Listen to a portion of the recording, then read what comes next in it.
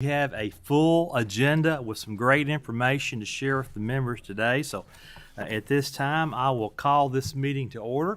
Will staff call the roll, please? Senator Kerr, Senator Parrott, Senator Wise, Representative Banta, Here in the room. Representative Bojanowski, Yes, I'm present virtually from the beach. yes, Representative Bridges, In this dreary room, not on the beach. Representative Fleming, Representative Flood, Present in Lexington District Office. Representative McCool, Here in the room. Representative Miller, Representative Palumbo, Senator McDaniel, Representative Petrie, Representative Reed, Representative Huff, Senator West, Present in the room. Representative Riley, Chair Tipton. Present. Thank you. Our first item on the agenda is a discussion on House Bill 8. As the members may recall, we did pass House Bill 8 very late in the session. There were some changes that were made in the Senate. I worked very closely with Representative Duplessis and Representative Miller on negotiating these changes.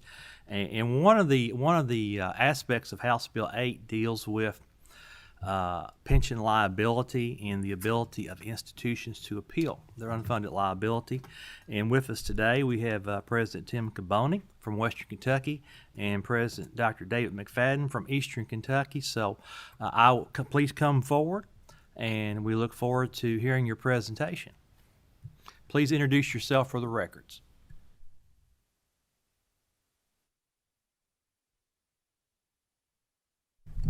Good morning. I'm Tim Caboni, president of Western Kentucky University. David McFadden, president of Eastern Kentucky University. Well, Chairman Tipton and members of the committee, thank you for inviting me to speak today. When I began my tenure at Western Kentucky University 4 years ago, I learned very quickly what a strain pension costs are on the university. And House Bill 8 transitions the comprehensive universities and KCTCS who participate in KERS from a percent of payroll method to a level dollar method. And we're thankful for that. The bill also includes language stating that it's in the intent of the General Assembly to provide a subsidy to cover the employer contribution costs increases. And that subsidy will decrease each year by 10% until we reach 50% of the cost increase. The General Assembly's expressed intention was to provide full funding for the cost increase in this budget year. Now, I'm sure most of you are aware of the pension reform bill, which was sponsored by Chairman Tipton, that we advocated for in 2019. That bill would have addressed the KERS pension challenges we were facing. And while House Bill 8 does not address all of our concerns, it does put us on more stable ground and allows us to plan our budget in a more efficient way. The employer contribution increases had far exceeded a point that was sustainable for our university. House Bill 8 took our employer contribution rate from 49% to 75%. Now, let me say this first. WKU and all of my colleagues are grateful to the General Assembly for providing the subsidy to offset the cost increase we have incurred due to House Bill 8. And the language included describing the intent of the General Assembly to continue providing the subsidy until our unfunded liability is paid off in 30 years. Once the unfunded liability is paid off, the employer contribution rate will drop to the normal cost of 10%. Much more manageable, much more doable.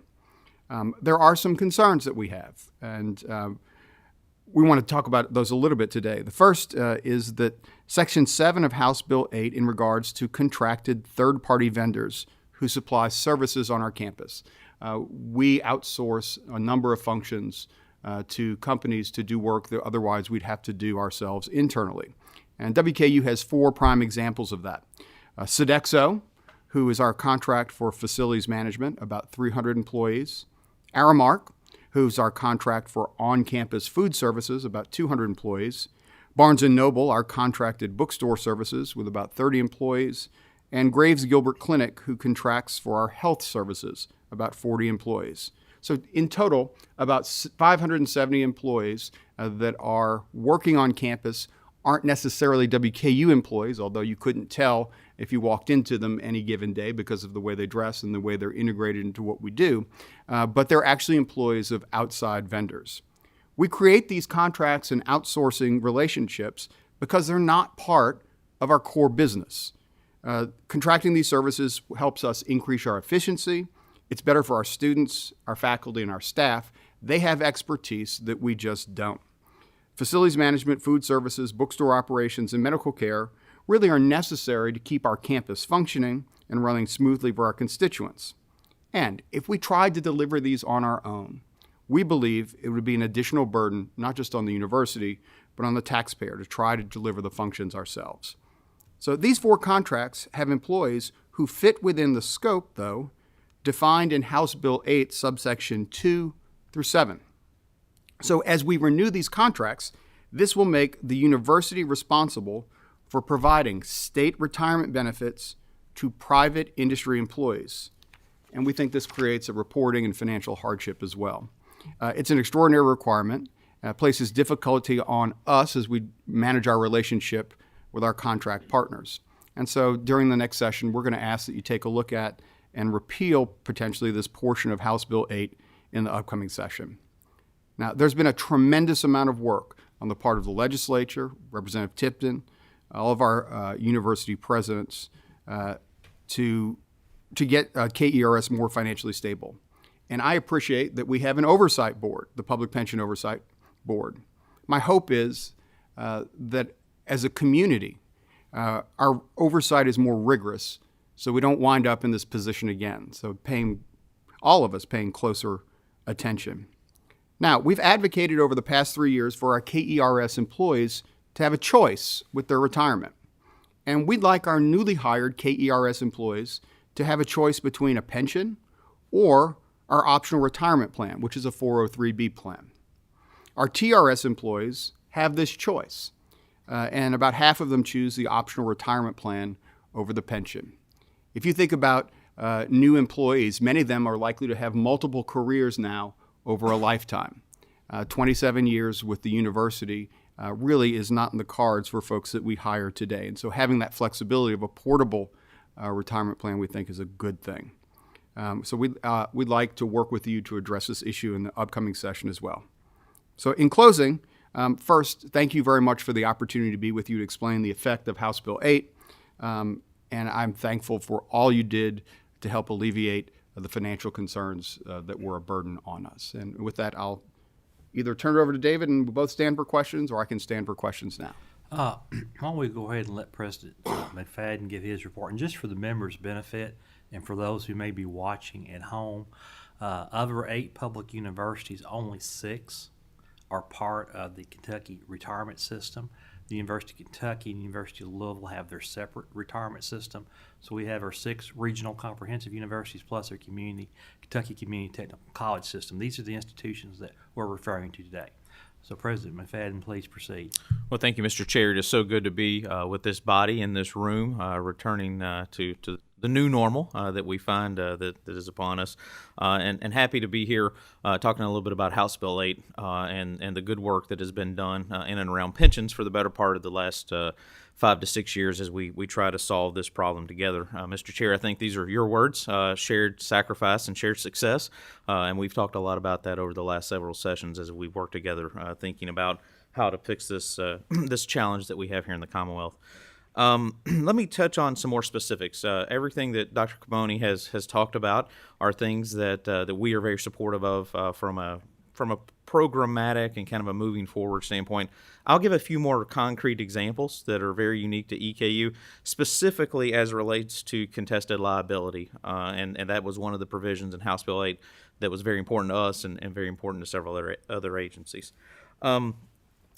I would be remiss if I didn't start here, and that is that the generous support of the General Assembly to help really buffer and transition this shared responsibility of the long-term accrued liability was absolutely critical. And so as it was seen in this budget, and we hope to see in future biennial budgets, that support of that subsidy for this pension obligation is something that is of critical importance.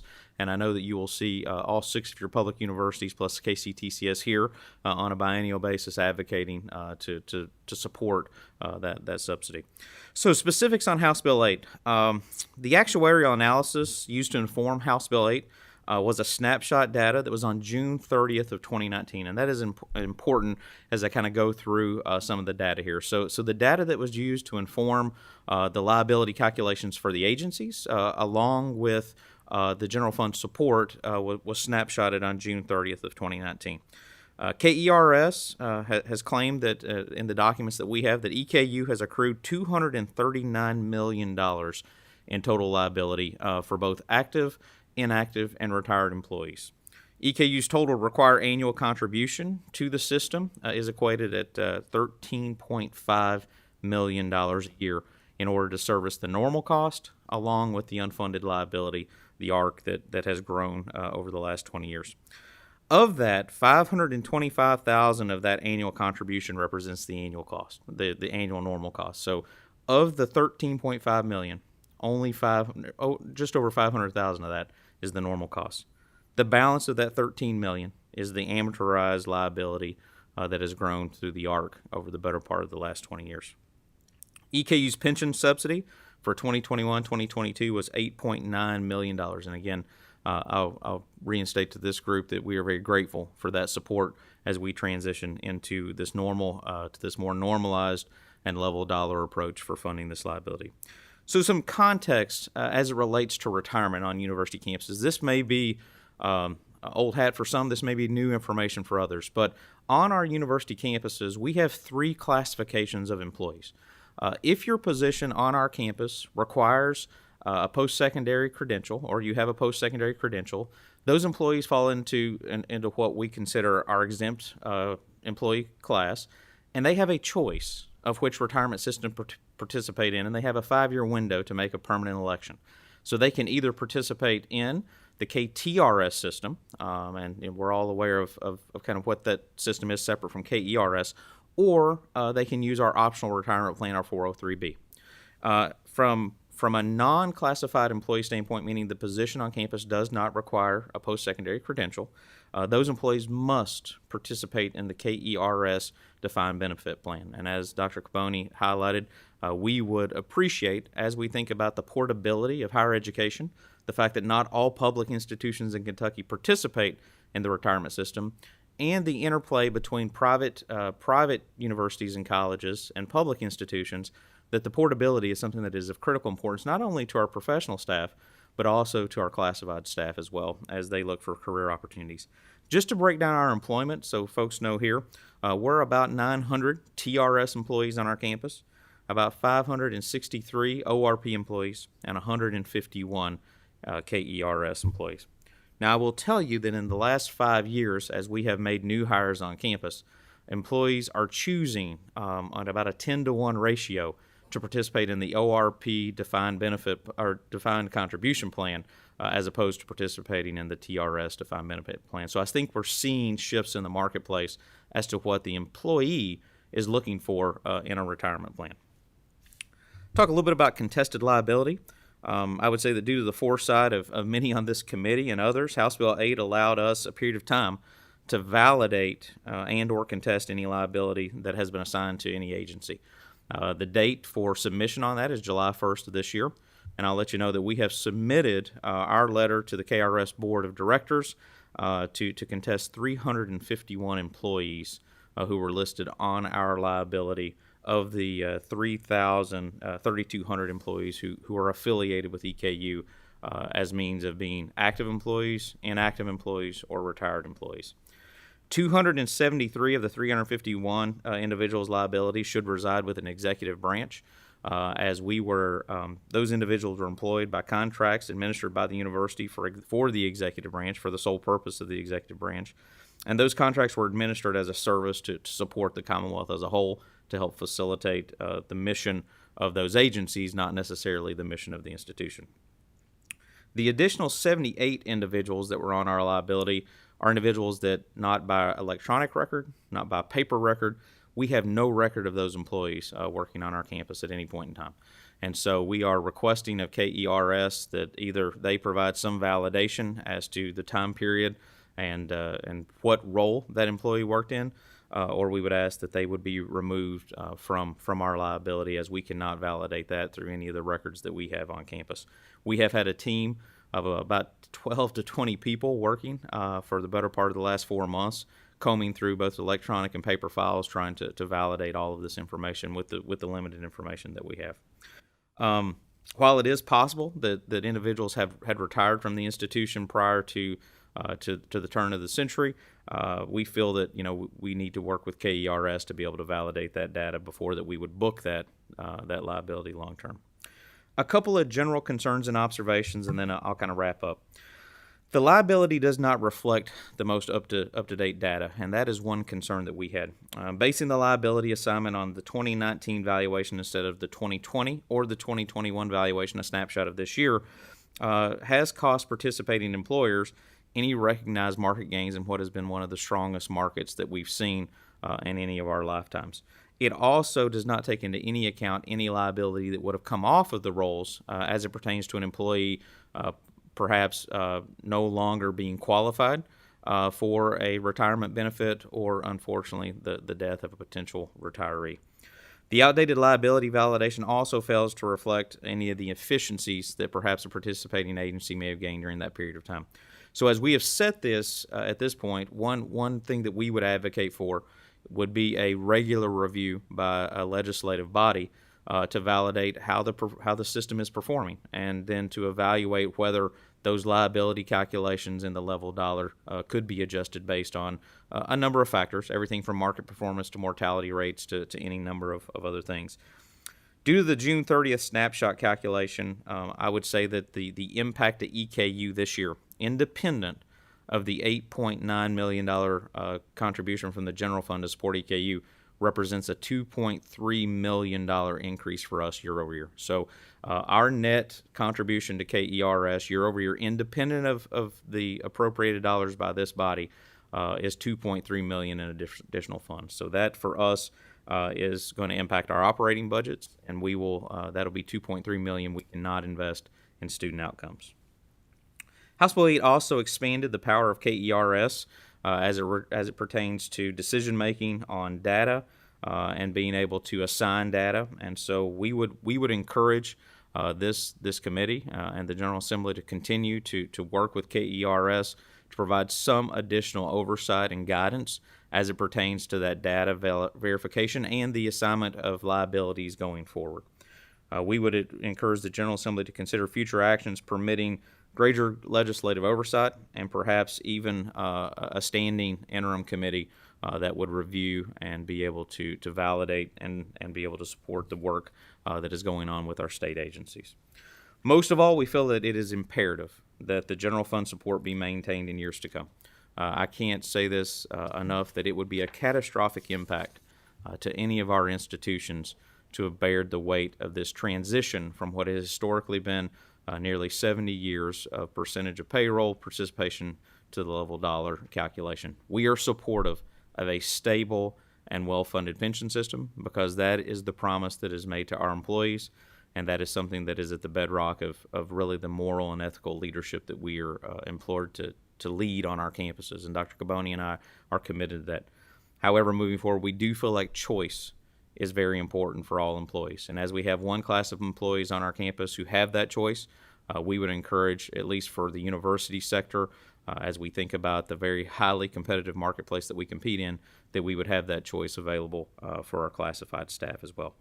While we are understanding that this is the beginning of a journey toward a promise of a sustainable and solvent KERS retirement system, we would just encourage us all to be good fiduciaries, that we would all be committed to good governance and leading in a way that we would all be committed to seeing through the hard work that has been laid to set us on this path. And I'll stop there, Mr. Chair, and perhaps we can entertain any questions. Thank you, Mr. President. I'll just start off a few comments about your last points about the review of the analysis, the performance.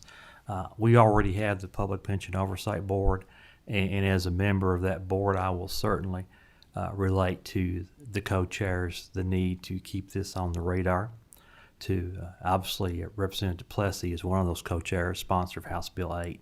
I believe he'll be very responsive and understanding of the need to continue the performance. Just to put things in perspective, at our last meeting, we got investment returns, and it sounds great right now.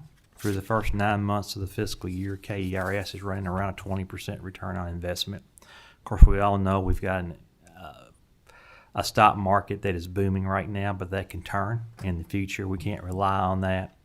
And so there are, pensions are very complex, but they have a big impact on universities, so I felt like it was important. One question that I have, and President Caboni, you referred to a lot of your third-party vendors. Historically, have a lot of these positions been part of the pension system? They have been, and one of the things that Sodexo and Aramark were outsourced those functions before I arrived. I think Sodexo was in 2016, and so the question is, why would you? We did the bookstore just last year. Why would you do that? The reality is, we drive down our costs by contracting with companies that have that outside expertise. So they have historically participated. There are some advantages and disadvantages, both to the, I think, to the employee sometimes for doing that. We made allowances for those who had been with the university for a long period of time to be able to remain university employees, participate in the pension. New hires were hired by the outside vendor, and so we were really sensitive to those families and those individual needs. At the same time, as we're similar to what President McFadden says, we're going through a hiring process. We're seeing folks choosing that 403B option, and also looking for looking for ways to reduce the number of folks that participate in the pension system. Sure. I might add to that, and we do have some outsourced services as well, is that the market buying power of some of these third-party vendors is immense. And COVID really, for us, the ability to have a third-party partner who could get into the supply chain, be able to acquire everything from hand sanitizer to cleaning substances that would impact that, really gave us an economy of scale that we would have never seen as an institution standing alone. And so there is obviously the employee impact, but from an institutional standpoint, I think that being able to have a partner who is able to bring those economies of scale on a global way to the table is something that is impactful. Okay. Do any other members have a question at this time? Senator West. Coach. Thank you, Mr. Chairman. I didn't have any question prepared, but your last comment kind of cued my brain a little bit. These third-party vendors, they have to go through the RFP process. Absolutely. And so are these contracts usually 3-year contracts or 5-year contracts? It depends upon the vendor. So, for example, I think Sodexo is a 3-year contract. We actually are bringing them forward this year. We're in negotiations right now. Aramark is a contract I inherited, is a 20-year contract. Now, it provided $30 million of investment for facilities. So it is a deep partnership. These are not short-term contracts. They're long-term relationships. Right. But they're competitive. They are absolutely and competitive. There's I would just say that I think that's the wish of all the members, that they remain competitive, and that to provide that level of service and accountability, we need them to be competitive RFP contracts. A good example would be we just bid out the operations of the bookstore. We'd operated our bookstore for 75 plus years on campus, and we went to all of the national vendors, Follett. We had a local vendor, and we also had Barnes & Noble. The Barnes & Noble package drove down our costs to operate the bookstore. They create a scholarship fund for us. They help us renovate the bookstore, and they can do it more efficiently, again, because of economies of scale, access to supply chain, but also a software platform that allows them to deliver textbooks and electronic materials that you just can't grow your own as a regional comprehensive. Thank you. So the members understand the context of this discussion, House Bill 8 had provisions that participating qualified entities would have to have a certain percentage of their employees in these categories as part of the Kentucky retirement system. I believe it's 60%, and then eventually moving up to 80%. So this is an important conversation. Representative Bojanowski has a question online from the beach. Yeah, from the beach. So this is relating to the, having to pay pensions for third-party employees. Are any other government entities required to pay pensions for subcontracted employees, to your knowledge? I don't know. I can't answer that question. I'm not aware of any. Okay. And then are the third-party vendors required to pay any portion of the pensions? Well, because it's a new arrangement, we haven't had those conversations yet, but I think we're going to enter into those conversations. Certainly as we're negotiating the next contract, that'll be an important point for us. But they typically would offer on their own retirement benefits, healthcare benefits, other benefits Right. for their employees. And I will tell you, we're in conversations with Sodexo right now. They're going to actually increase, because of competition in the local marketplace, the wages of their employees.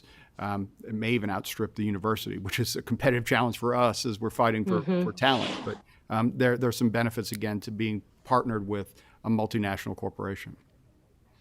And Chair Tipton, if I may ask one more question, it's on a little bit of a different Please angle. proceed.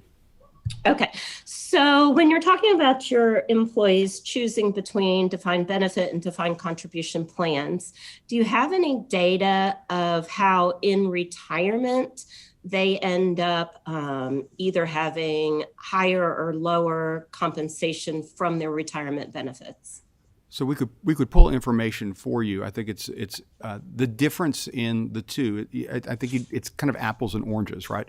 So if you have a defined benefit plan, it's going to be a payment per month or payment per year. It'll grow up by some percentage. If you have a defined contribution plan that's portable, those folks have an asset that they can take with them. They may draw it down at a rate that they decide is appropriate for their level of living, but at the end of their life, they have an asset there they may pass on to the next generation. So it's a little bit of apples and oranges. I think more appropriate would be a comparison between those folks who decide to take their accumulation and create an annuity with it. That's more similar to the pension, but we can pull information on that.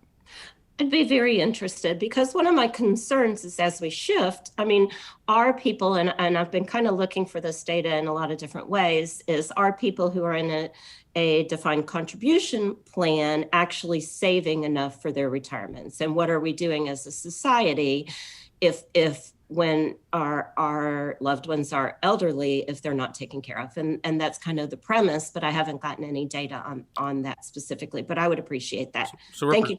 Representative Bojanowski, one thing I would add is, we just did some workforce analysis, and, the data indicates that our graduating seniors this year that just, we were able to graduate in person at Roy Kidd Stadium a few weeks ago are going to have 17 careers along the span, 17 different, careers across the span of their working life. And so I think the portability aspect is something that is critically important for them to not lose with every trade as they think about whether they're going to have a life of public service, whether it's going to be confined to the Commonwealth of Kentucky, and which system they would be participating in. So I think that some of that choice is really a resonating kind of chorus that we're hearing from employees that if given the choice today, that having more control is something that they want out over their own future. So, and if I could add just a little bit to Dr. McFadden, one of the reasons folks choose to come to work at WKU is both flexibility and the benefits package that we do have. A generous match, 7.5% by them, 7.5% from the university. A 15% match of your salary over a career is a tremendous investment. And it's highly competitive, certainly with the private sector and others. And again, I think it is a question of control and choice, and also taking care of our employees. It's one of the reasons folks stay at WKU as part of the benefits that we offer. Thank you. Thank you. I'll take chairman's privilege. It's good to have senior advisor to the governor, Rocky Atkins, in the room. Good to have you visiting with us today, Rocky. Next question is from Representative Fleming. Thank you, Mr. Chairman. Appreciate the opportunity. I have two really unrelated questions, and it's good to see Dr. Camoni. I've seen you in a while time. Looks like you're still fit and trim, and but I want to ask both of y'all, Dr. McFadden, I know you have an aviation program and so forth. Could you describe what the senator mentioned in terms of contracting and so forth? Could you describe how that works in the aviation, field that y'all offer in terms of contracting and working with the private sector? And where I'm going with this, and if you don't mind, Doctor, if you can shed some light on the aviation and in terms of employees you have there, that will help out as well, because we've formed an aviation caucus, and there's three components we're looking at. Education is a main component of this to help the workforce to supply the 600 plus companies that we have. So if you can shed just a little bit of light about that. And then I also want to dovetail that, and I'll ask this question as well, performance funding. How is that related? How does that impact the employees and the pensions and so forth? So let me take aviation first. I'm not sure if President Caboni is happy or sad he doesn't have a flight program. We'll let him opine on that. But we are excited to be the only 4-year flight program in Kentucky, and it is a program that has continued to grow for us. This body has made a substantial investment in that program over the last 3 years, and we are very appreciative of that. We operate out of Central Kentucky Regional Airport, where we have right at 300 flight students who are flying every day. We are preparing. We have a 100% job placement rate for those students, and then we try to keep some of them around to be our flight instructors, because that is kind of a workforce choke point for us, to make sure that we have one flight instructor for every 10 students who are flying with us. So from that perspective, contract services really have no major bearing on the program. That is all taught by our faculty, our staff, on campus. Really, our contractual services are for grounds and custodial work. It is for our bookstore and for our dining partnership. And that really is kind of inclusive of that. And both our bookstore and our dining services were outsourced probably 25 years ago. So we have not operated those functions in-house for quite some time. But from an aviation standpoint, our partnerships really kind of more go to the workforce side, where our partnership with Atlas Air, our partnership with Boeing, our partnership with Delta, with American, trying to make sure that we're helping feed that pipeline for the 600,000 pilots that are going to be needed by over the next 10 years, is something that we're focused on. We also kind of have partnered with the KCTCS campuses on the AMT programs, and so there are 2 programs here in Kentucky, one in Somerset, one in Jeffersonville. That continues to be a conversation that's going on, and as aerospace is still the #1 export for Kentucky, we want to be a part of that. And so if we can be a part of that economic recruitment package, as we're educating pilots to try to bring more air service, more aerospace investment to Kentucky, we would love to be supportive of the caucus in any way that we can. As it relates to performance funding, we are very grateful to the General Assembly for the investment. We've kind of turned the corner, we hope, with a 2% increase that moved through the performance model. If you talk to every president, you're probably going to get a little different take on every different metric. But I think the most important part, as we created what I consider to be a safeguard, a floor, I think that was a very responsible decision. And we were advocates and supportive of the bill that was passed this year. Senator Givens, Representative Tipton, so many people worked on that throughout the process. We're very supportive of that. We are hopeful that what we see perhaps is a period where we can continue to see sustainable investments in higher education in Kentucky, and we can kind of get back and gain some ground back that maybe we've lost over the last several years as we've kind of seen the economic up and down.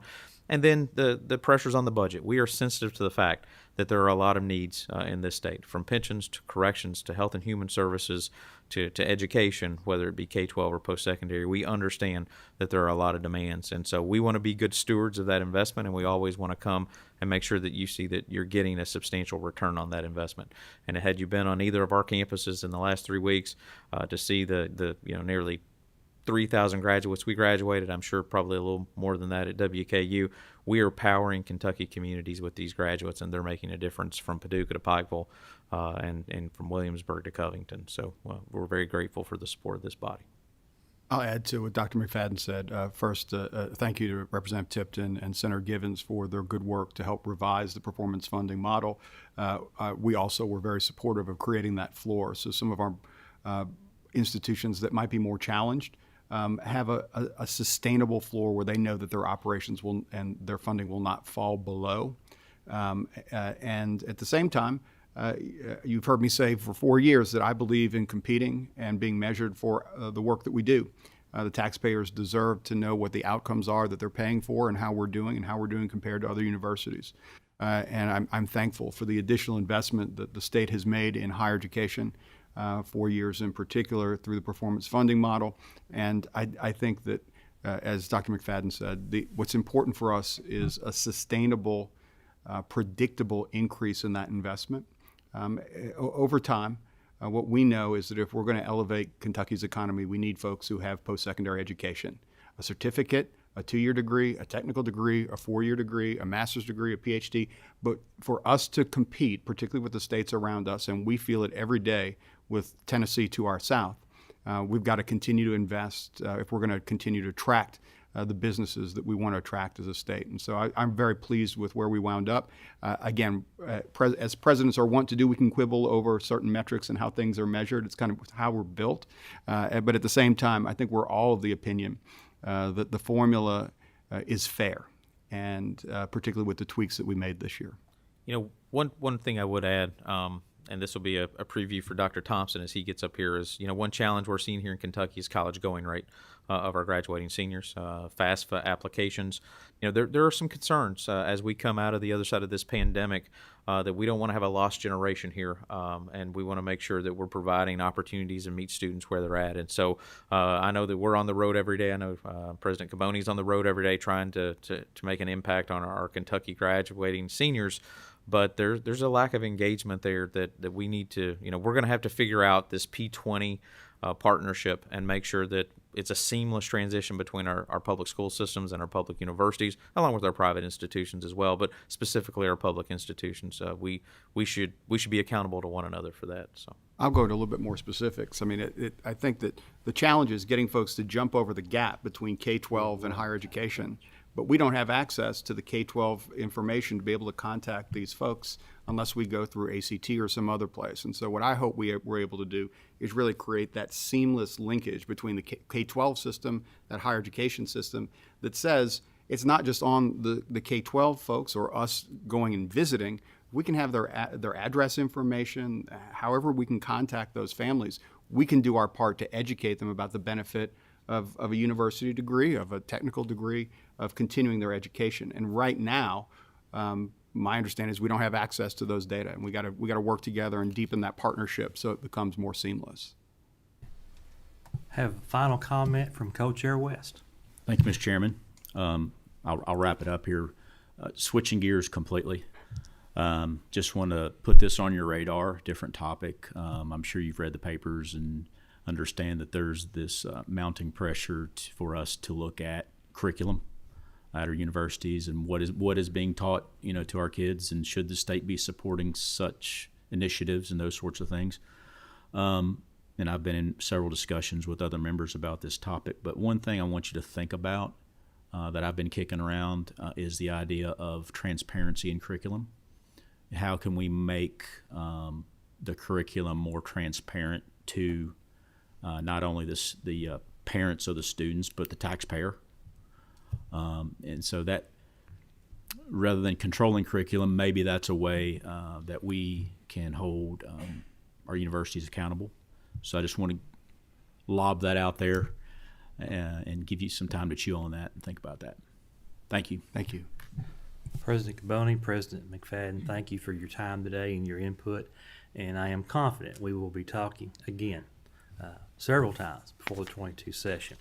Our next segment on the agenda, we have actually 3 separate presentations from the Council on Postsecondary Education.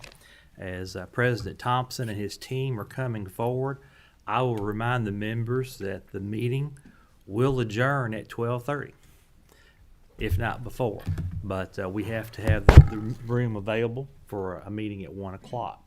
So be aware of that in your questions and comments. And what I would suggest, President Thompson, is we deal with one topic and then give the members an opportunity to ask questions on that, because even though they are related, they are different. So, President Thompson, your team, please introduce yourself for the record and proceed. Thank you, Chair Tipton. Aaron Thompson, President of the Council on Postsecondary Education.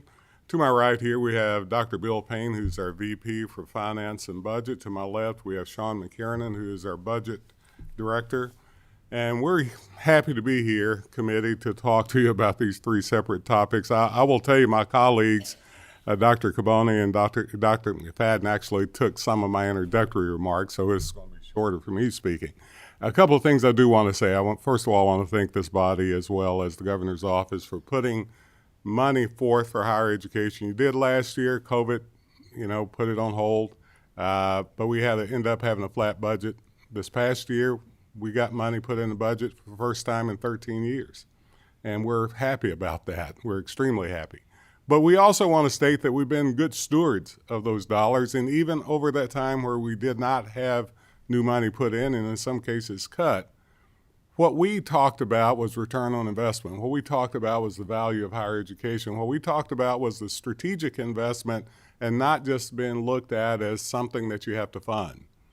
And if you've been looking at any of our data we put out, you talk about Senator West's transparency. I've been accused of being too transparent. But, we put out there and we talk about truly what it means to be invested into the future of the state, of our workforce, of the economy. And it's important to understand that the most direct correlation, I'm a statistician by trade, I can even show causality between a strong workforce and a strong economy, is how higher ed is directly associated with that. And we're proud to say that's what we've been doing. And in this presentation today, you're going to see a variety of things. We're going to talk about performance funding, the impact it has had. You're also going to see some of the pieces of the federal money that's been given to us, as well as how we've used your state dollars. But I will say, before I get started, just pick up on what Dr. McFadden said. And I talked about this yesterday in our testimony. We're going to have to create a better pipeline to get folk into higher ed. When you have a 50.5% college going rate of those that graduate, we're leaving almost half of our body on the table of not being fully engaged. And some of those may have a CTE certificate coming out of high school, small portion. So we've got to figure out somehow how we make this transition similar in ways of thinking about those outcomes. And we have to think about how we do this in a way that truly builds where Kentucky needs to go. So I appreciate the investment, Representative Tipton. I think you were on, I know you were, as well as Senator Givens on this performance funding task force. I think Dr. Capilouto and myself were the only two holdovers from several years ago. But this bill was good. It really allowed us to see exactly how we could use those incentives, those strategic inputs, to get the outputs that we argue that we need to get. So I'm going to shut up and I'll let these guys take over, and I'll interject as we go along. We'll do one topic at a time, as he suggested. Okay. The first topic for that this committee asked us to cover is the federal funding related to the coronavirus and its availability to the post-secondary institutions. As you may know, there are three pieces of federal legislation that have provided funding to the post-secondary institutions to respond to the pandemic.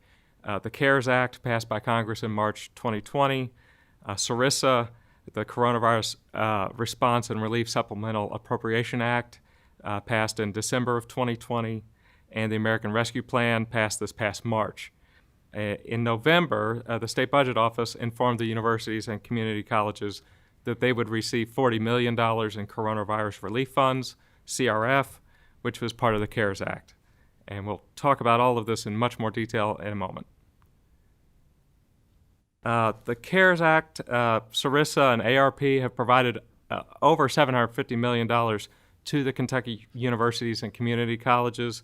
In total, about 40%, or $296 million of this funding has to be provided to students through emergency financial aid grants.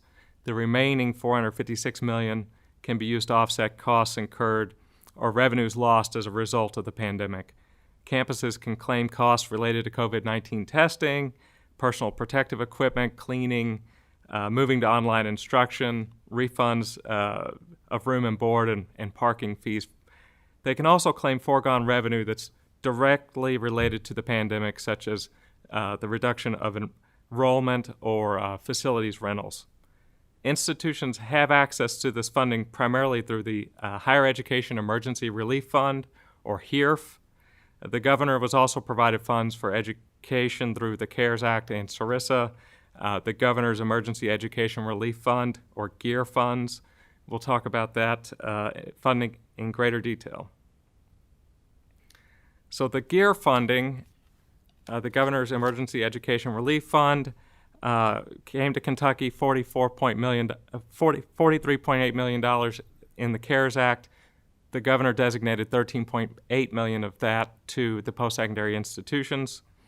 As you can see, the breakdown of CPE administers these funds, and the breakdown of that $13.8 million can be seen on this slide. Public universities received $8.8 million. KCTCS institutions $2.5 million. The private institutions received $1 million. $1.5 million was set aside for a pressing need, and ultimately that pressing need was determined to be mental health for the institutions. Let me jump in and say that we knew that we had some issues around mental health before COVID happened. When COVID happened, it actually exacerbated tremendously. So these dollars that you see here went mainly to build up the staff as well as the protocols around mental health. This $1.5 million that I administered, we created a telehealth system, but also a web-based system, because not all mental health is the same. And we talk about it as if it's a monolithic thing that happens to you. You have a variety of things. And what we wanted to do was to make sure that a student or even a faculty staff member could identify what was going on and have intervention early.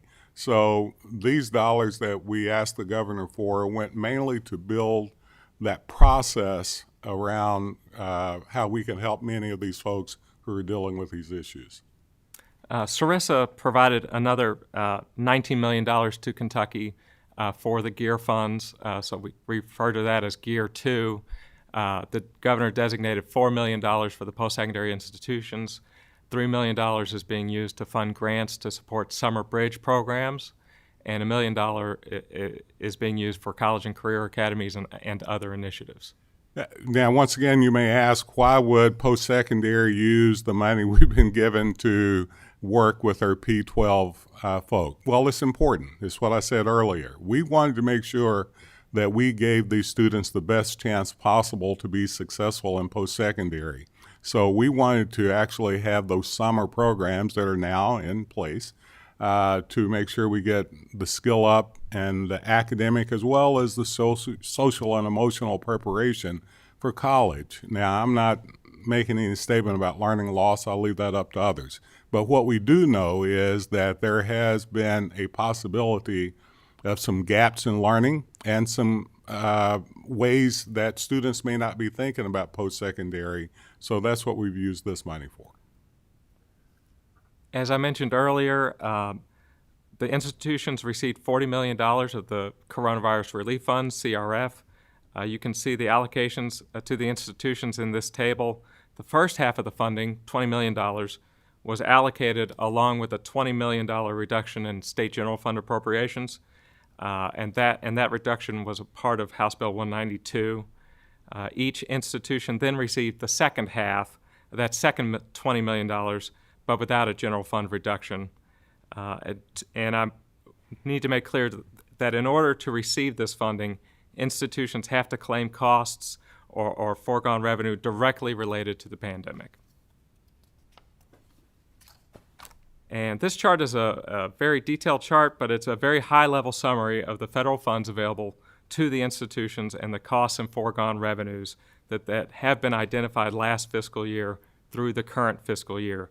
It does not include any of the funding that the institutions must use for those emergency grants to students.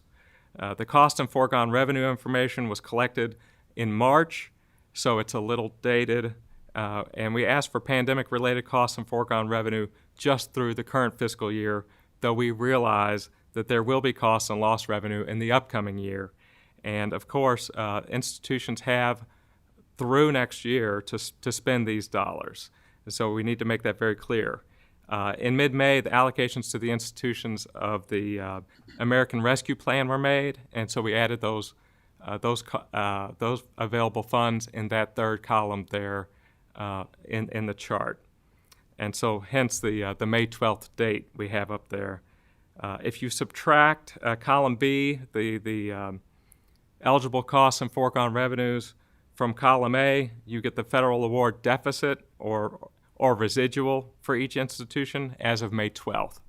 Notice that our research institutions both already have very large deficits, and campuses have at least a year to spend these funds, and we expect all of our institutions will use up all of their federal awards. And Sean, I'm just going to jump in and make sure that committee members are aware the campuses have to incur these costs or incur the foregone revenue before they seek reimbursement.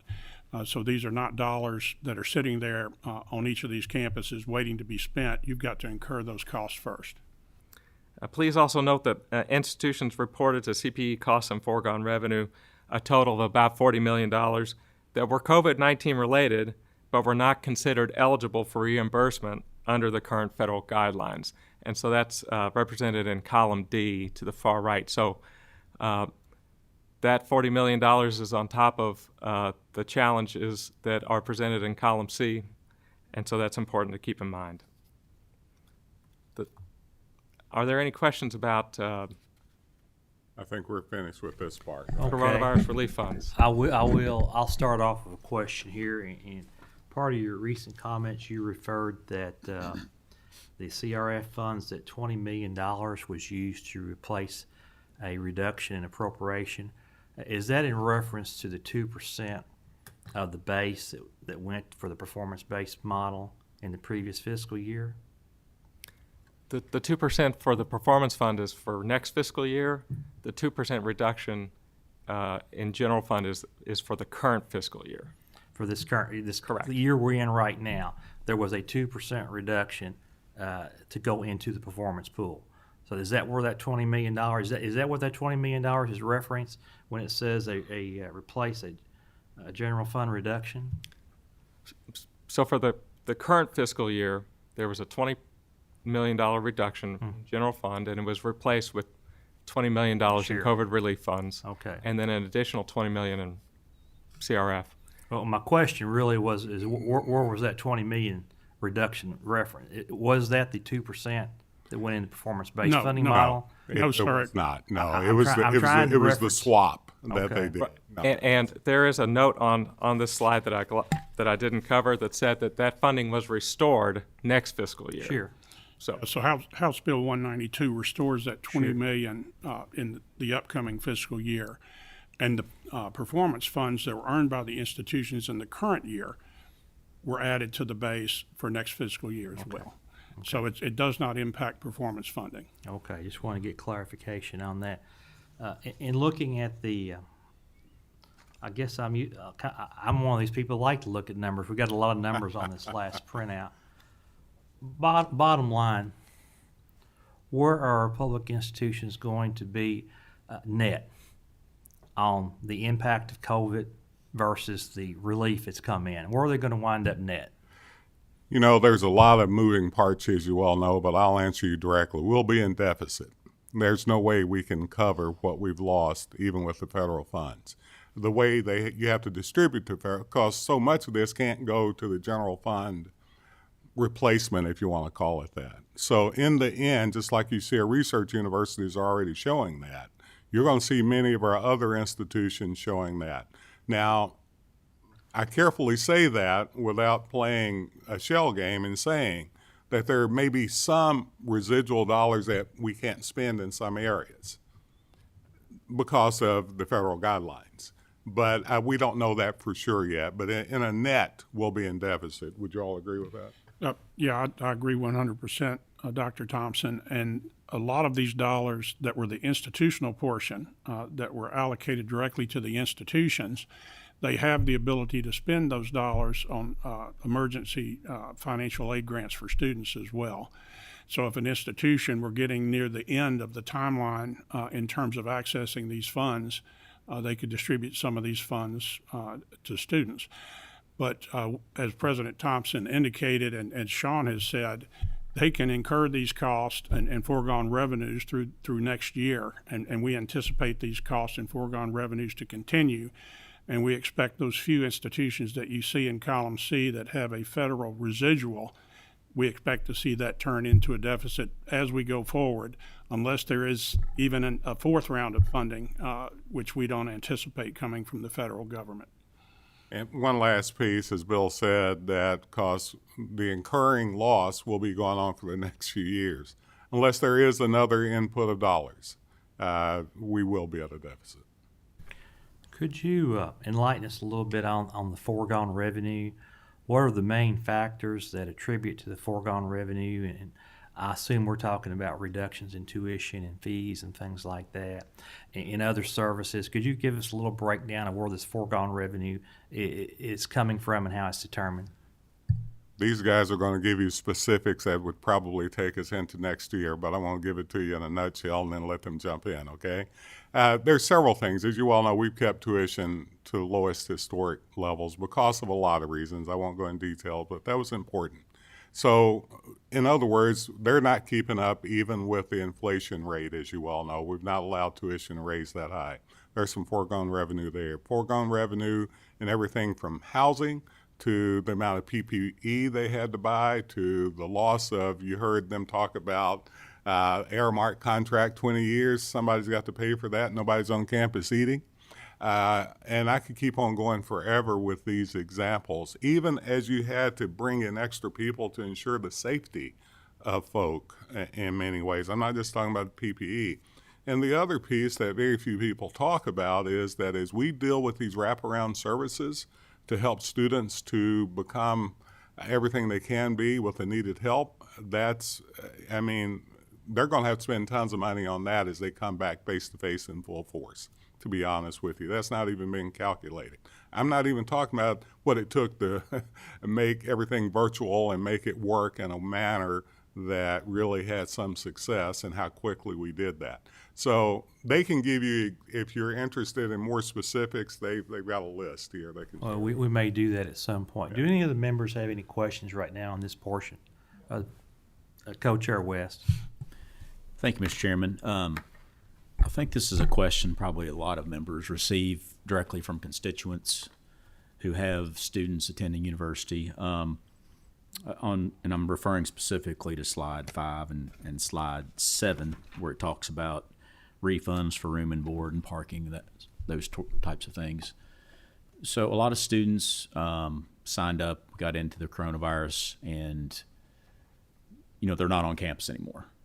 But several universities continue to charge for that, even though the kids weren't staying on campus. So it specifically says in here that these funds can be used for that purpose to reimburse for those costs. What are you hearing from members? I know you can't speak for every university, but what are the universities doing about that? Are there plans in place to reimburse students who paid for on-campus living or parking but weren't able to use that? Yes, without a doubt. And they're doing it in a variety of ways. Some are doing it and giving them refunds on their bills, some giving direct giving it to them and so on. But absolutely. And the interesting part of this, and you may be going down this path, the interesting part of this is even trying, this is another cost, by the way, to account for all of these pieces with that many folk.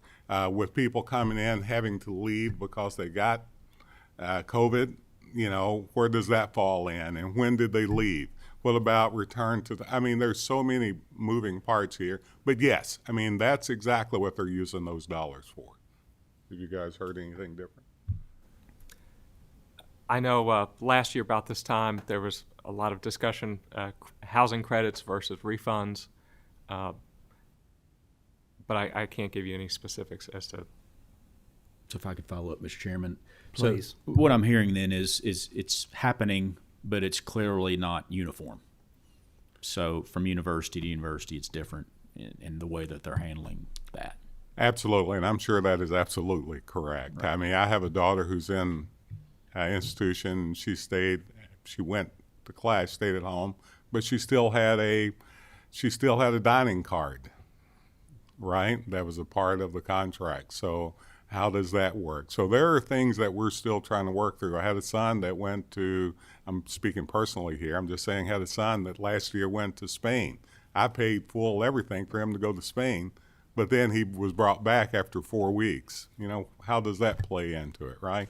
So I hear what you're saying, but it's not uniform. What I do know that each have a plan to do that, even though they're doing it in a variety of ways, but we could probably give you even more specifics if you like on that.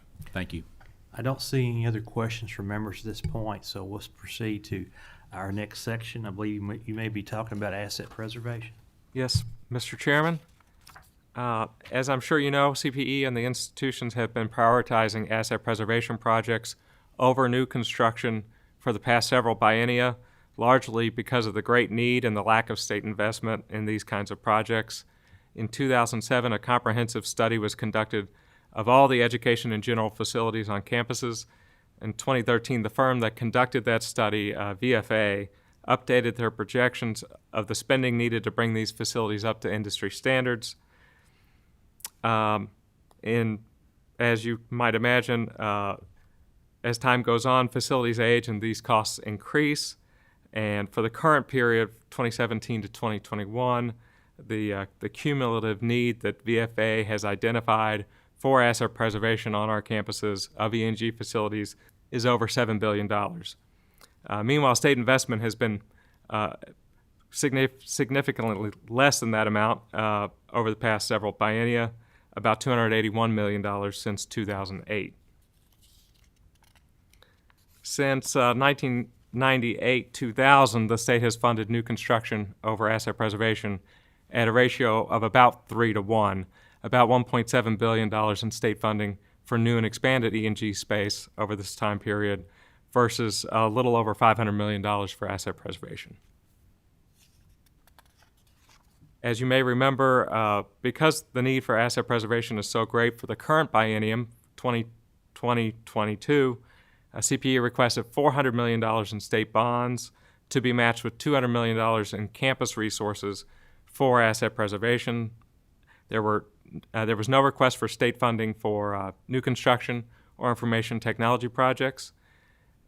Each CPE's request included a pooled approach, meaning that each institution would have a share of the asset preservation funding pool that was equal to its share of the total asset preservation need as identified in the VFA study. So we used a scientific approach to allocate that asset preservation pool funding.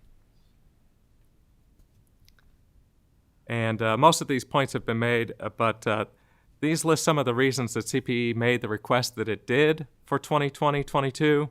One point on here that I think is very important to note: modernize facilities and systems, reduce operating costs, and allow the institutions to better serve students.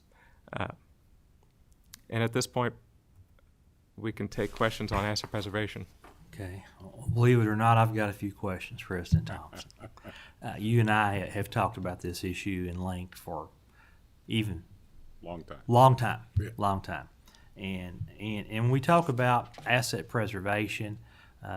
You know, it's a lot. It's really nice to have groundbreakings for new facilities, but you've got a dorm across campus that needs a new roof, or you've got an infrastructure, a physical plant system. I think Murray State's an example. And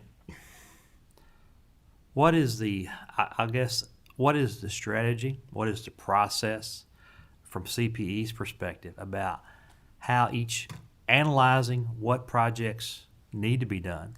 Let's say, for example, we were to, and I can't speak for the General Assembly, authorize some type of asset preservation bond for the next biennium, and we'll come back in 22, what would be the process for prioritizing from campus to campus which projects are most essential and have the most benefit to students?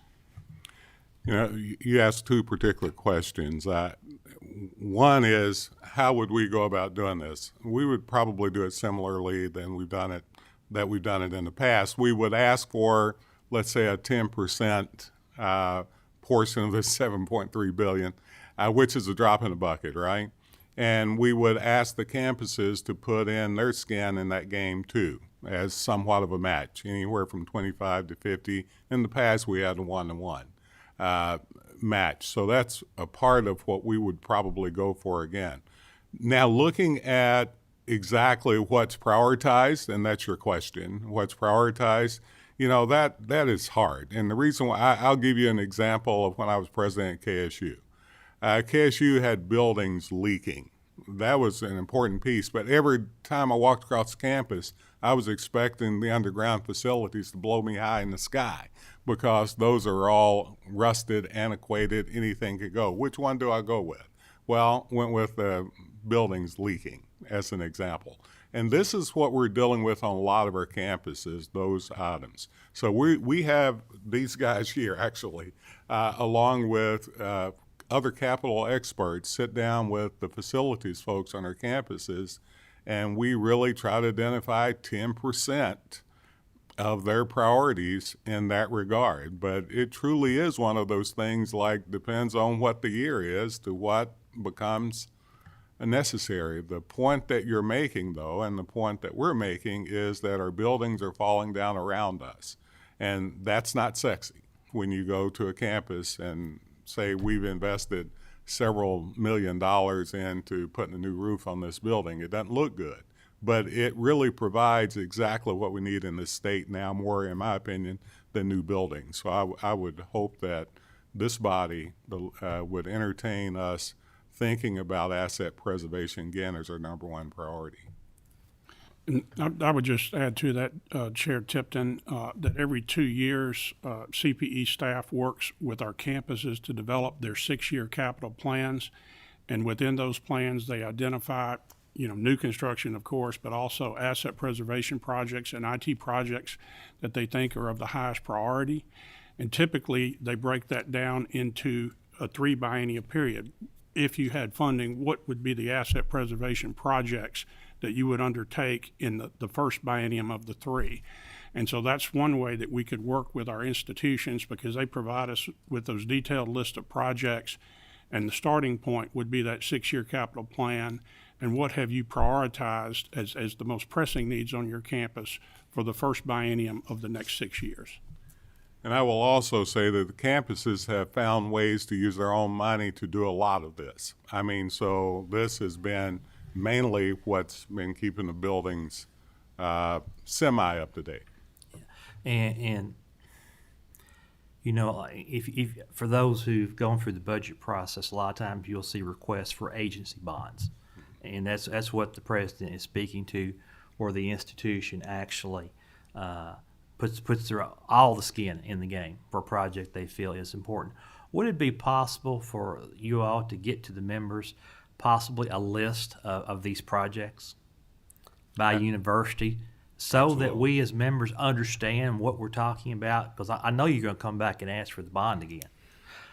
So we as the members understand exactly what it is you're asking for and what the need is. Could you get that to the members? I think it would be very beneficial for us as members to know specifically what type of projects and which institutions have the need.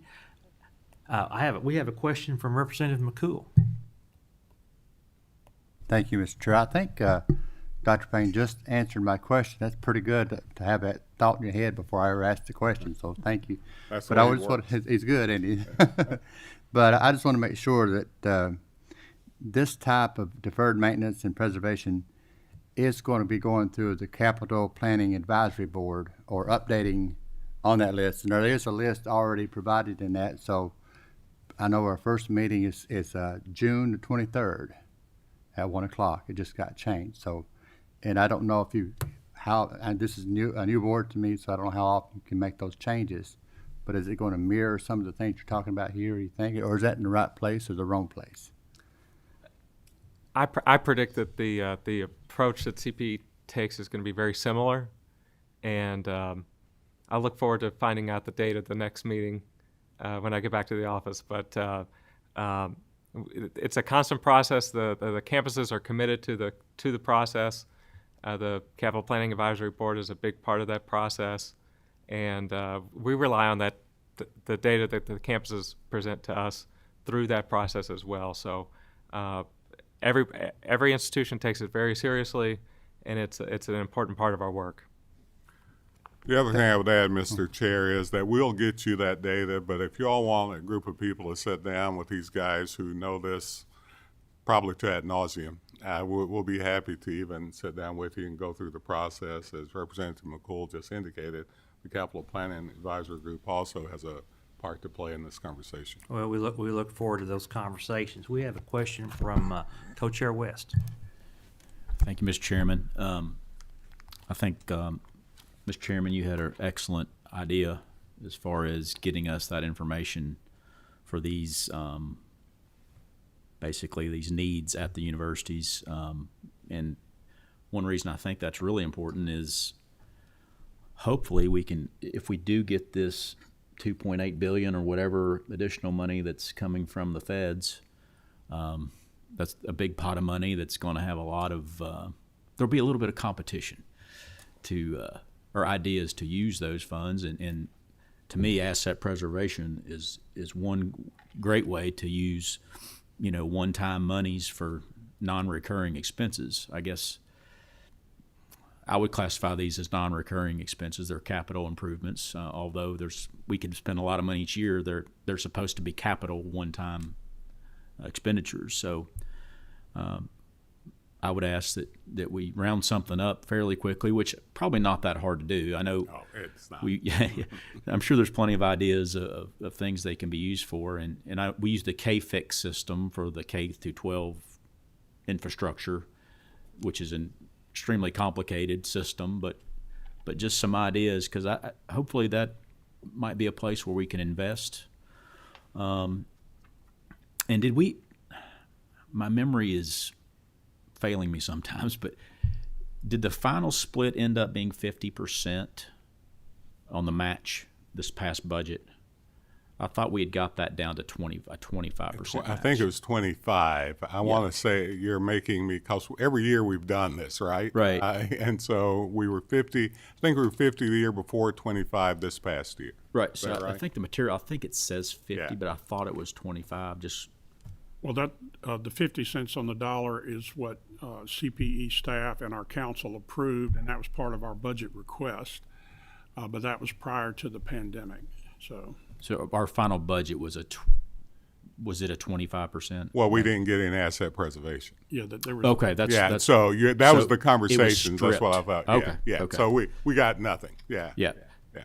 After we pass something, I try to forget about it. But, but I just forgot how that ended up. Thanks for the information. Are there any other questions from the members on this segment? If not, please proceed, and we'll talk about performance funding. Well, I'll cut down on my introduction here. Just to let you know, once again, I appreciate the conversation we had as much as the outcome, I have to tell you, because it was healthy. We talked about a lot. We learned a lot. Higher education, as some of you know, a little over 3 years ago, we transformed the way that we provide funding to our institutions. It was a legacy way of doing it before. It's just whatever you had, percentage, that's what you got. Now it's about how you perform with the outcomes to what you get. And this past legislation really taking some of those campuses off that cliff, that financial cliff, is crucial to the way we need to do business in Kentucky with our higher ed institutions. So I really appreciate that. You're going to see some things in here, I'll interject as we go along, that you're going to see some outcomes. So I do want to thank the governor's office and this legislative body for putting forth a 2% into this pool that we've been able to distribute already. And we're hoping to see even better outcomes, in which we're going to need for sure after COVID. So I'm going to let these guys take over, and I'll just interject as we go, if that's okay, Bill. Thank you, President Thompson.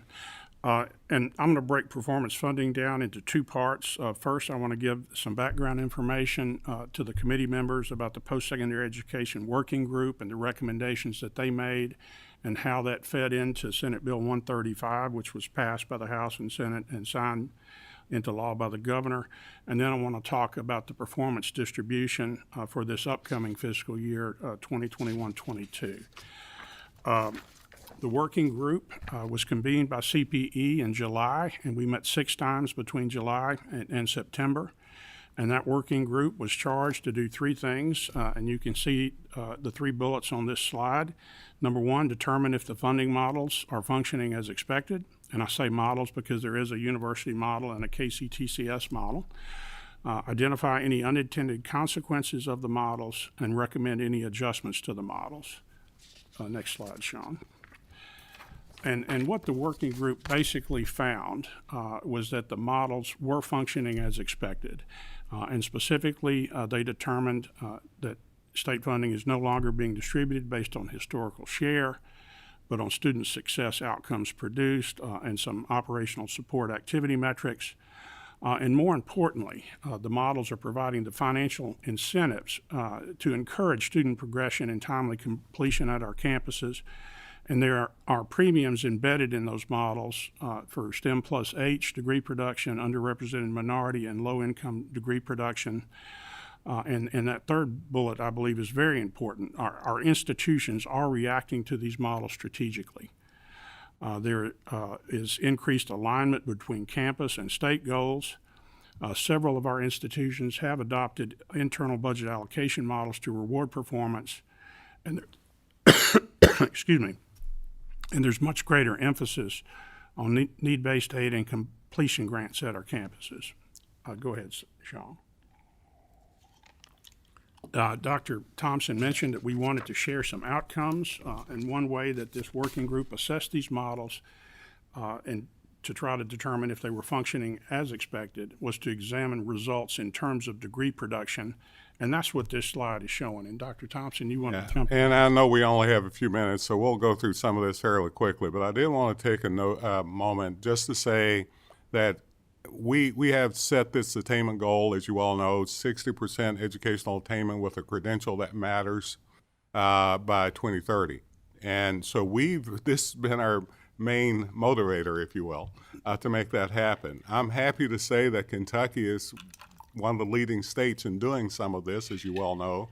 But if you look at what's happening with our baccalaureate degree production as well as our credential production, over the last many years we've increased by 17.5% overall degrees and credentials. Now, I don't know if y'all know how big that is. That's big.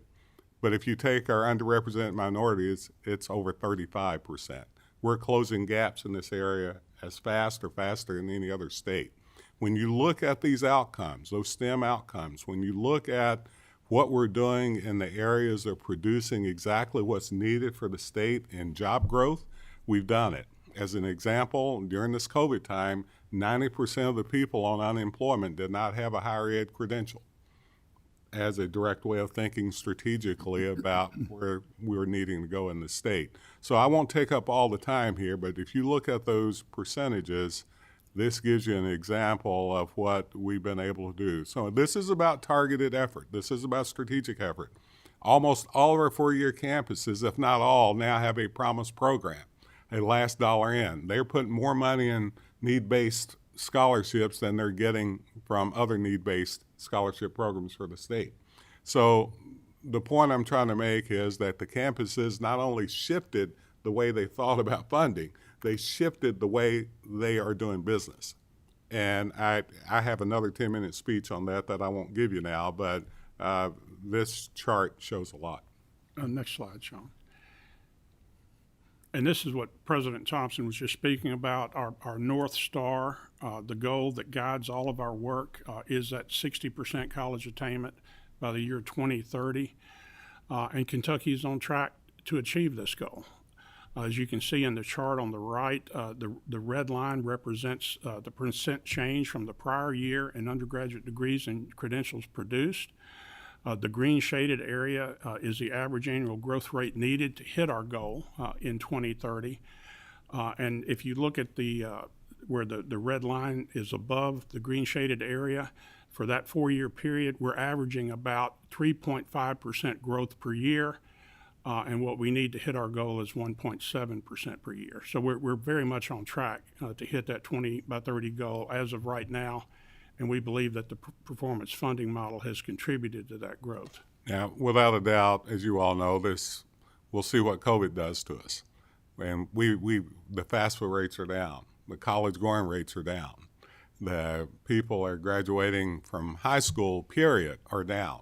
So we're needing to figure out somehow how we build this P20 way of thinking about keep feeding this growth. But we're not just waiting to see what happens. Where, as you all know, we're doing the things now. We're creating innovation as we go, I tell people. So, but the performance funding model surely is showing and driving a lot of this growth. In terms of unintended consequences, the working group identified 2 main consequences, and you can see that on this particular slide. The first was that for the first 4 years of implementation of the models, they were applied with no new funding from the state, and you can see that in the table highlighted in the yellow column there. And just so the committee knows, year 0, Kentucky State University was not included in the funding model in that first year, and so we refer to that as year 0. And the first year of full implementation, where Kentucky State was included, was in 2018-19. But for those first 4 years, there was no new funding. As you can see in the institution contribution column, our institutions, either through stop-loss contributions or other institutional carve-outs, were contributing money to the performance fund over that 4-year time period. And you can see the shift as we move into year 4, 2021-22.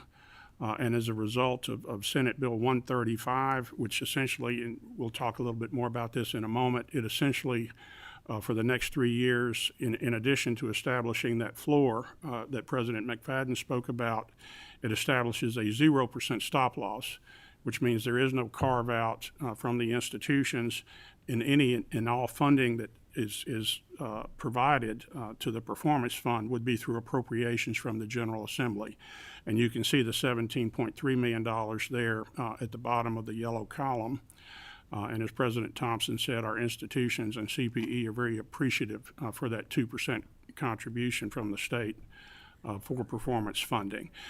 The other unintended consequence was that in 2021-22, the upcoming year, the hold harmless and the stop-loss provisions were scheduled to sunset, and we had 3 universities and 6 KCTCS institutions that would have been facing fiscal cliffs had that occurred.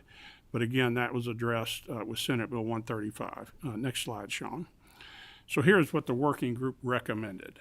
They asked that a general fund floor be established equal to the regular appropriation in 2021, plus any performance distribution minus debt service and mandated programs.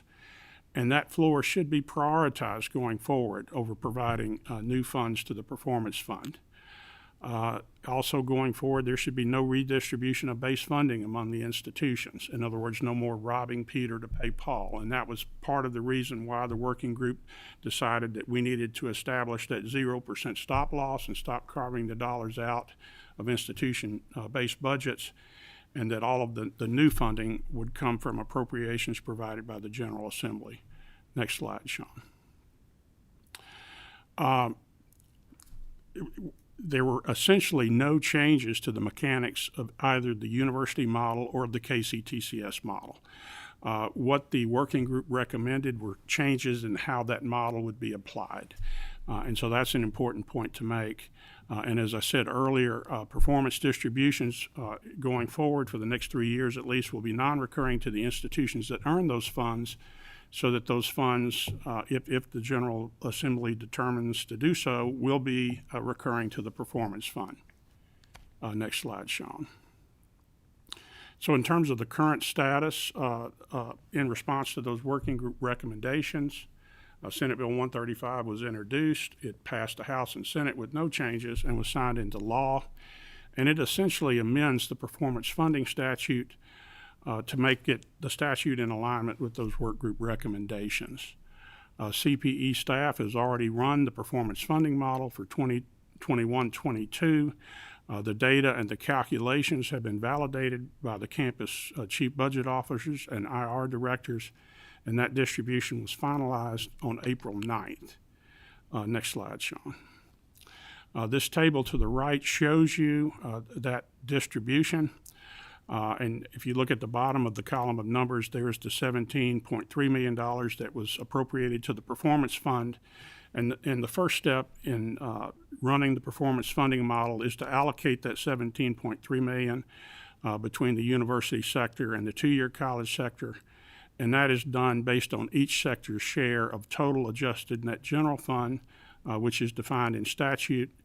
So $13.5 million was allocated to the universities, and after we ran the funding model, it was distributed among universities based on the share of both the student success outcomes produced and operational support activity. If anyone would like to see the detail in terms of the distribution among KCTCS institutions, we can provide that detail. I'll make one more comment about the numbers you see in the university model. As you can see, there were 4 institutions that earned the lion's share of the funding in terms of the performance distribution. The University of Kentucky earned $6.1 million, U of L $3 million, Northern Kentucky University $2.9 million, and Western $1.4 million. And you're going to see that there is alignment between that distribution of funding and those institutions that produced more degrees and progressed more students in the funding model. I'll go to the next slide, Sean. I wanted to include this slide just to remind members of the committee how the funding model actually works. And these are 2 of our metrics. If you look at student success components, we've got bachelor's degrees with a pool size of $47.7 million. And then on the lower half of the page, STEM plus H bachelor's degrees with a pool size of $26.5 million. And that's the amount of dollars allocated in 2021-22 in the funding model. And those first 2 columns of numbers, what we're doing is we're comparing the 3-year rolling average of degrees produced in 2021 to the 3-year rolling average of degrees produced in 2021-22. We show the volume change and the percent change by institution, but we also show it by sector. And so there were a total of 386 additional bachelor's degrees produced, and as highlighted in blue, that is a 1.6% average increase for the sector. And the way this model works, each institution that is highlighted in yellow had a percent change that was above that sector average. So at UK, there was a 4.6% growth in bachelor's degrees produced. At Western, a 4.7% growth. They were above that 1.6% sector average. And you can see the impact in those 2 columns of numbers to the far right. Last year, UK's share of the bachelor's degree pool was 33.7%. For next year, for 2021-22, that share has increased to 34.7%, and that's because they exceeded that sector average and were well above that sector average at 4.6%. Last slide, Sean. So this is the last slide, and this is what we call our metric scorecard. And this is showing for all 11 metrics in the university performance funding model by university, which metrics did a university exceed the sector average in terms of growth rates. And this is comparing the current iteration, the current year iteration of the funding model with the iteration of the funding model that we ran for 2021-22. And out of 11 metrics, those highlighted in green with the check mark, those are the institutions that for that particular metric, like bachelor's degrees, exceeded the sector average. So UK was above the average, Eastern was above the average, and Western was above the average in terms of the sector growth in bachelor's degrees. And I mentioned that UK, U of L, Northern, and Western had earned the lion's share of the funding, And just looking at this summary chart, it really does explain why. UK was above the average on 10 out of 11 metrics. U of L was above the average on 7 out of 11 metrics. Northern above the average on 6 out of 11, and Western on 5 out of the 11 metrics. And that's what increases your funding share in the funding model, because it is very much driven by what you produce and those student success outcomes that we're trying to achieve. So last slide, Sean. So are there any questions about the performance funding working group or the distribution for next year? Well, unfortunately, we are out of time for the day. President Thompson's smiling. He's thinking, fortunately. Yeah. But if any of the members do have questions, feel free to reach out to President Thompson, CPE. Feel free to reach out to myself. And Co-Chair West has asked for some closing comments. This is totally unrelated to performance-based funding and what we were just talking about. Are you aware of this? This is for Dr. Thompson, the initiative between KCTCS and the University of Maryland Global Campus, that initiative.